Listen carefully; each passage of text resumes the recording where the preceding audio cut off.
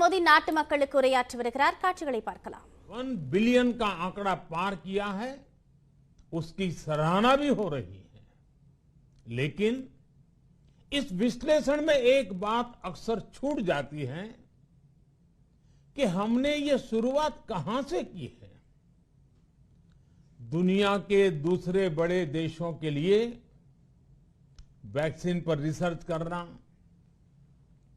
Vaccine खोजना, इसमें दशकों से उनकी महारत है, एक्सपर्टाइज थी। भारत अधिकतर इन देशों की बनाई वैक्सीनेशन पर ही निर्भर रहता था। हम बाहर से मंगवाते थे। इसी वजह से जब 100 साल की सबसे बड़ी महामारी आई तो भारत पर सवाल उठने लगे। क्या भारत इस वैश्विक महामारी से लड़ पाएगा? भारत दूसरे देशों से इतनी वैक्सीन खरीदने का पैसा कहां से लाएगा? भारत को वैक्सीन कब मिलेगी? भारत के लोगों को वैक्सीन मिलेगी भी या नहीं? क्या भारत इतने लोगों को टीका लगा पाएगा कि महामारी को फैलने से रोक सके? भांति भांति के सवाल थे। लेकिन आज ये 100 करोड़ वैक्सीन डोज हर सवाल का जवाब दे रहा है। भारत ने अपने नागरिकों को 100 करोड़ वैक्सीन डोज लगाई है और वो भी मुफ्त, बिना पैसा लिए। साथियों, 100 करोड़ वैक्सीन डोज का एक प्रभाव यह भी होगा कि दुनिया अब भारत को कोरोना से ज्यादा सुरक्षित मानेगी। एक फार्मा हब के रूप में भारत को दुनिया में जो स्वीकृति मिली हुई है, उसे और मजबूती मिलेगी। पूरा विश्व आज भारत की इस ताकत को देख रहा है, महसूस कर रहा है। साथियों, भारत का वैक्सीनेशन अभियान सबका साथ, सबका विकास, सबका विश्वास और सबका प्रयास का सबसे जीवंत उदाहरण है। कोरोना महामारी की शुरुआत में ये भी आशंकाएं व्यक्त की जा रही थी कि भारत जैसे लोकतंत्र में इस महामारी से लड़ना बहुत मुश्किल होगा। भारत के लिए, भारत के लोगों के लिए ये भी कहा जा रहा था कि इतना संयम, इतना अनुशासन यहां कैसे चलेगा। लेकिन हमारे लिए लोकतंत्र का मतलब है सबका साथ। सबको साथ लेकर देश ने सबको वैक्सीन, मुफ्त वैक्सीन का अभियान शुरू किया। गरीब, अमीर, गांव, शहर, दूर सुदूर, देश का एक ही मंत्र रहा कि अगर बीमारी भेदभाव नहीं करती तो वैक्सीन में भी भेदभाव नहीं हो सकता। इसलिए यह सुनिश्चित किया गया कि वैक्सीनेशन अभियान पर वीआईपी कल्चर हावी न हो। कोई कितने ही बड़े पद पर क्यों न रहा हो, कितना ही धनी क्यों न रहा हो, उसे वैक्सीन सामान्य नागरिकों की तरह ही मिलेगी। साथियों, हमारे देश के लिए ये भी कहा जा रहा था कि यहां ज्यादातर लोग टीका लगवाने के लिए आएंगे ही नहीं। दुनिया के कई बड़े विकसित देशों में आज भी वैक्सीन हेजिटेंसी एक बड़ी चुनौती बन गई है, लेकिन भारत के लोगों ने 100 करोड़ वैक्सीन डोज लेकर ऐसे लोगों को निरुत्तर कर दिया है। साथियों, किसी अभियान में जब सबका प्रयास जुड़ जाता है तो परिणाम अद्भुत ही होते हैं। हमने महामारी के खिलाफ देश की लड़ाई में जन भागीदारी को अपनी पहली ताकत बनाया, फर्स्ट लाइन ऑफ डिफेंस बनाया। देश ने अपनी एकजुटता को ऊर्जा देने के लिए ताली थाली बजाई, दिए जलाए। तब कुछ लोगों ने कहा था कि क्या इससे बीमारी भाग जाएगी, लेकिन हम सभी को उसमें देश की एकता दिखी, सामूहिक शक्ति का जागरण दिखा। इसी ताकत ने कोविड वैक्सीनेशन में कितनी ही बार हमारे देश ने एक दिन में 1 करोड़ टीकाकरण का आंकड़ा पार किया है। ये बहुत बड़ा सामर्थ्य है, प्रबंध कौशल है, टेक्नोलॉजी का बेहतरीन इस्तेमाल है, जो आज बड़े बड़े देशों के पास भी नहीं है। साथियों, भारत का पूरा वैक्सीनेशन प्रोग्राम विज्ञान की कोख में जन्मा है, वैज्ञानिक आधारों पर पनपा है और वैज्ञानिक तरीकों से चारों दिशाओं में पहुंचा है। हम सभी के लिए गर्व करने की बात है कि भारत का पूरा vaccination programme science born, science driven और साइंस बेस्ड रहा है। वैक्सीन बनने से पहले और वैक्सीन लगने तक इस पूरे अभियान में हर जगह साइंस और साइंटिफिक अप्रोच शामिल रही है। हमारे सामने चुनौती मैन्युफैक्चरिंग को लेकर भी थी, प्रोडक्शन को स्केल अप करने की भी थी। इतना बड़ा देश, इतनी बड़ी आबादी, उसके बाद अलग अलग राज्यों में, दूर दराज इलाकों में समय से वैक्सीन पहुंचाना, ये भी किसी भागीरथ कार्य से कम नहीं था। लेकिन वैज्ञानिक तौर तरीकों और नए नए इनोवेशन से देश ने इस चुनौतियों के समाधान तलाशे असाधारण स्पीड से संसाधनों को बढ़ाया गया। किस राज्य को कितनी वैक्सीन कब मिलनी चाहिए, किस इलाके में कितनी वैक्सीन पहुंचनी चाहिए, इसके लिए भी वैज्ञानिक फॉर्मूले के तहत काम हुआ।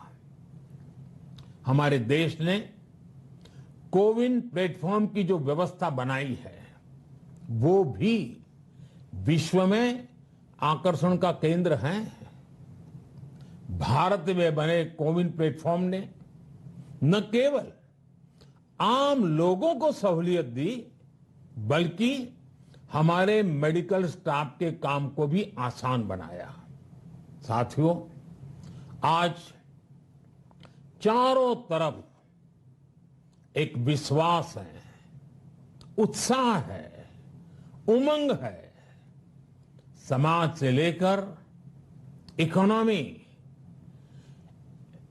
हम हर तबके पर देखें, ऑप्टिमिज्म ऑप्टिमिज्म ऑप्टिमिज्म ही नजर आता है। एक्सपर्ट्स और देश विदेश की अनेक एजेंसीज भारत की अर्थव्यवस्था को लेकर बहुत सकारात्मक है।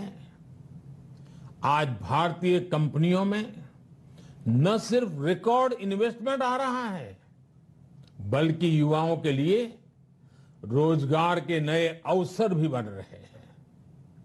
स्टार्टअप्स में रिकॉर्ड इन्वेस्टमेंट के साथ ही रिकॉर्ड स्टार्टअप्स यूनिकॉर्न बन रहे हैं। हाउसिंग सेक्टर में भी नई ऊर्जा दिख रही है। पिछले महीनों में किए गए कई सारे रिफॉर्म्स, कई सारे इनिशिएटिव, गति शक्ति से लेकर नई ड्रोन पॉलिसी तक भारत की अर्थव्यवस्था को और तेजी से आगे बढ़ाने में बड़ी भूमिका निभाएंगे। कोरोना काल में कृषि क्षेत्र ने हमारी अर्थव्यवस्था को मजबूती से संभाले रखा।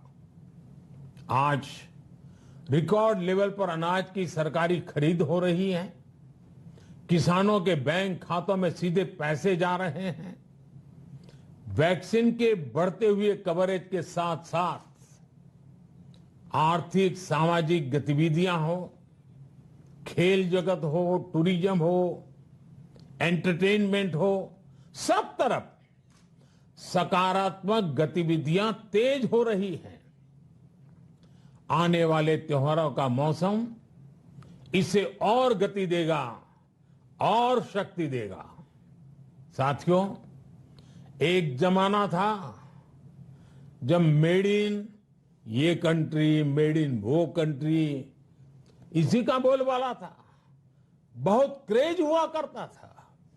लेकिन आज हर देशवासी ये साक्षात अनुभव कर रहा है कि मेड इन इंडिया की ताकत बहुत बड़ी होती है।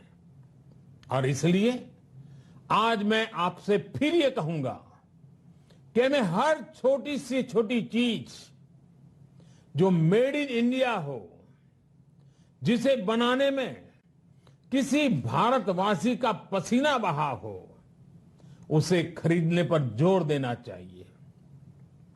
और ये सबके प्रयास से ही संभव होगा। जैसे स्वच्छ भारत अभियान एक जन आंदोलन है, वैसे ही भारत में बनी चीज खरीदना, भारतीयों द्वारा बनाई चीज खरीदना, वोकल फॉर लोकल, ये हमें व्यवहार में लाना ही होगा। और मुझे विश्वास है सबके प्रयास से हम ये भी करके रहेंगे। आप याद करिए, पिछली दिवाली हर किसी के मन मस्तिष्क में एक तनाव था, लेकिन इस दिवाली 100 करोड़ वैक्सीन डोज के कारण एक विश्वास का भाव है। अगर मेरे देश की वैक्सीन मुझे सुरक्षा दे सकती है, तो मेरे देश का उत्पादन, मेरे देश में बने सामान मेरी दिवाली और भी भव्य बना सकते हैं। दिवाली के दौरान बिक्री की एक तरफ और बाकी साल की बिक्री एक तरफ होती है। हमारे यहां दिवाली के समय, त्योहारों के समय बिक्री एकदम बढ़ जाती है। 100 करोड़ वैक्सीन डोज हमारे छोटे छोटे दुकानदारों, हमारे छोटे छोटे उद्यमियों, हमारे रेहड़ी पटरी वाले भाइयों बहनों, सभी के लिए आशा की किरण बनकर आई है। साथियों, आज हमारे सामने अमृत महोत्सव के संकल्प है। तो ऐसे में हमारी ये सफलता हमें एक नया आत्मविश्वास दिलाती है। हम आज कह सकते हैं कि देश बड़े लक्ष्य तय करना और उसे हासिल करना बखूबी जानता है, लेकिन इसके लिए हमें सतत सावधान रहने की जरूरत है। हमें लापरवाह नहीं होना है। कवच कितना ही उत्तम हो, कवच कितना ही आधुनिक हो, कवच से सुरक्षा की पूरी गारंटी हो, तो भी जब तक युद्ध चल रहा है हथियार नहीं डाले जाते। मेरा आग्रह है कि हमें अपने त्योहारों को पूरी सतर्कता के साथ ही मनाना है। और जहां तक मास्क का सवाल है, कभी कभी जरा, लेकिन अब तो डिजाइन की दुनिया भी मास्क में प्रवेश चुकी है। मेरा इतना ही कहना है, जैसे हमें जूते पहन करके ही बाहर जाने की आदत लग गई है ना, बस वैसे ही मास्क को भी एक सहज स्वभाव बनाना ही होगा। जिनको अभी तक वैक्सीन नहीं लगी है वो इसे सर्वोच्च प्राथमिकता दें। जिन्हें वैक्सीन लग गई है वो दूसरों को प्रेरित करें। मुझे पूरा भरोसा है कि हम सब मिलकर प्रयास करेंगे तो कोरोना को और जल्द हरा पाएंगे। आप सभी को आने वाले त्योहारों की एक बार फिर बहुत बहुत शुभकामनाएं, बहुत बहुत धन्यवाद।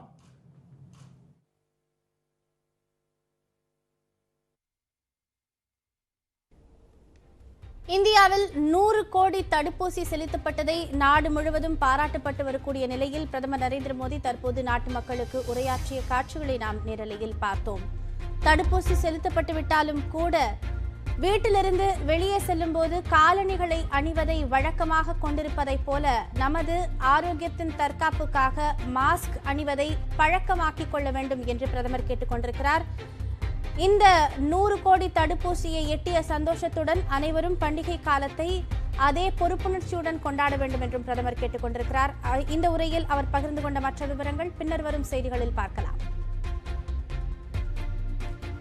மேலும் பல செய்திகளை பார்க்கவிருக்கிறோம். குறிப்பாக மடிக்கணினி செல்போனுக்கு உள்ளே நூதன முறையில் தங்கம் கடத்தல்.